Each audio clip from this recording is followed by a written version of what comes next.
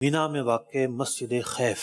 مینا وہ جگہ ہے کہ جہاں حاجی جو ہے وہ 8 ذوالحجہ کو احرام کی حالت میں روانہ ہوتا ہے اور مینا میں جا کر اپنے اپنے خیموں میں ٹھہرتا ہے، جس کا خیمہ جہاں ملے گا وہ وہیں ٹھہرے گا۔ اور عام طور پر جب رمی کے لیے آتے ہیں تو مسجد خیف کے پاس سے گزر کر آتے ہیں اور نظر آتی ہے کہ ہاں بھئی یہ مسجد خیف ہے۔ حج کے دوران آپ مسجد خیف میں داخل ہوں، نماز پڑھیں، یہ بڑا ہی مشکل ہو جاتا ہے۔ کوشش کریں جگہ مل جائے تو اچھا ہے، ورنہ حج سے پہلے بھی اگر آپ یعنی حج سے مراد یہ ہے کہ جب ایام حج شروع ہوتے ہیں اس سے پہلے، مثال کے طور پر فلائٹیں جانا شروع ہو گئی ہیں، تو آپ کو موقع مل جاتا ہے تو ایک چکر لگائیں۔ اچھا یہ مشورہ ضرور ہے، لیکن اس مشورے میں آپ کو تکلیف آ سکتی ہے۔ پتہ چلے کہ آپ گاڑی کر کے گئے، آگے جا کر راستہ ہی نہیں ملا، آپ کو بند کیا ہوا ہے، وہاں کب کھولتے ہیں کب بند کرتے ہیں اس کا کوئی پتہ نہیں ہوتا۔ جی چانس کے طور پر آپ جا سکتے ہیں، ٹرائی کر سکتے ہیں، تھوڑا سا نظارہ بھی ہو جائے گا کہ مینا کی وادی کہاں ہے، کہاں کہ ہم نے ٹھہرنا ہے اور کس جگہ ٹھہرنا ہے۔ عام طور پر جو ہے نا 2 پل بڑے مشہور ہیں مینا کے۔ پہلے پل کا کیا نام ہے؟ کبری خالد، اور دوسرے کا نام فیصل ہے، دوسرے کا نام کبری فیصل ہے۔ کبری کہتے ہیں وہاں پہ پل کو، پل برج، تو برج کو۔ تو جو رمی کرنے کے قریب جو جگہ ہے، یہ جو پل ہے اسے کبری خالد کہتے ہیں۔ اس پر اگر کھڑے ہو کر آپ رمی کی طرف دیکھیں گے تو مسجد خیف آپ کو نظر آئے گی۔ اور مسجد خیف کیا ہے؟ ایک بہت ہی مبارک جگہ ہے۔ احادیث میں آتا ہے کہ 70 انبیاء علیہ السلام نے یہاں نماز ادا کی ہے، اللہ اللہ، جس میں سے حضرت موسیٰ علیہ السلام بھی ہیں۔ حضرت آدم علیہ السلام نے یہاں نماز ادا فرمائی ہے۔ بعض روایتوں میں یہ آتا ہے، طبرانی شریف وغیرہ میں ہے، کہ 70 انبیاء علیہ السلام کے مزارات اس مسجد میں موجود ہیں۔ پیارے آقا علیہ السلام نے بھی یہاں نماز ادا فرمائی، اور پیارے آقا علیہ السلام کا جو مبارک خیمہ تھا مینا میں، جو آپ علیہ السلام نے قیام فرمایا، وہ اس مسجد کے قریب قیام فرمایا۔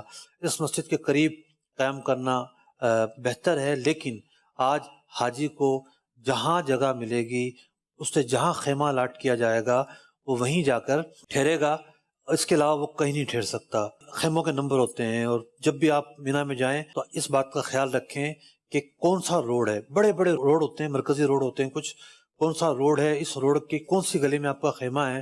بندہ باہر نکلتا ہے، واپس آتا ہے تو خیمہ ہی نہ ملے۔ وجہ اس کی یہ ہوتی ہے کہ سارے خیمے ایک جیسے، سارے لوگوں کے لباس ایک جیسے، اب کس سے پوچھے، کون بتائے کون سی گلی، کون سی جگہ، کون سا مقام۔ تو مسجد خیف کے تعلق سے چند باتیں میں نے آپ کی خدمت میں عرض کی۔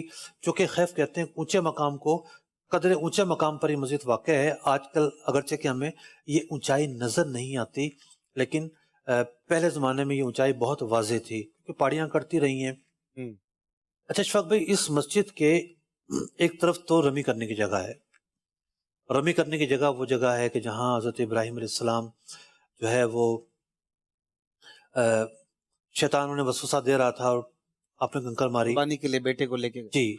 اور اس کے سامنے جو ہے وہ جگہ ہے کہ جہاں پر جنت سے جو مینڈا آیا، سامنے جو پہاڑی ہے اس کے، جنت سے جو مینڈا آیا، اس مینڈے کو جو قربان کیا گیا، مسجد قبش وہاں ایک زمانے میں ہوا کرتی تھی، آج کل تو وہ نظر نہیں آتی۔ ہو سکتا اوپر کوئی آثار ہو، لیکن اوپر چڑھنے کا کبھی اتفاق نہیں ہوا۔ وہاں بھی ایک چھوٹا سا ٹیلا بنایا ہوا ہے، ایک چھوٹا سا ٹیلا بنا ہوا کے ہے۔ طور پر اس مسجد کے مسجد خیف کے قریب میں ایک غار کا تذکرہ ملتا ہے، اور ایک روایت بھی ملتی ہے کہ پیارے آقا علیہ السلام پر ایک سورت مبارکہ نازل ہوئی۔ یہاں پر آپ تشریف فرما تھے، آپ یہ تعلیم دے ہی رہے تھے کہ اچانک ایک سانپ ایک صحابی رسول پر جھپٹا، تو انہوں نے پھینکا اور مارنا چاہا، اس سے پہلے وہ بھاگ گیا۔ پیارے آقا علیہ السلام نے فرمایا، جس طرح تم مجھ سے بھاگے اسی طرح وہ تم سے بھاگ گیا، یعنی دونوں نے ایک دوسرے کو نقصان نہیں پہنچایا۔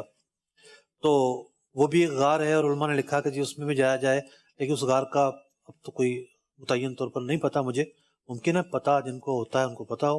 اچھا، تو لوگ شوق رکھتے ہیں، مطالعہ کرتے رہتے ہیں۔ یہ ہوتا ہے، کتابوں کی اسٹڈی نہیں ہوتی، یہ ہوتی ہے جغرافیائی اسٹڈی، جا کے سینہ بسینہ چیزیں چلی آ رہی ہوتی ہیں، پھر جا کے معلومات ہوتی ہیں۔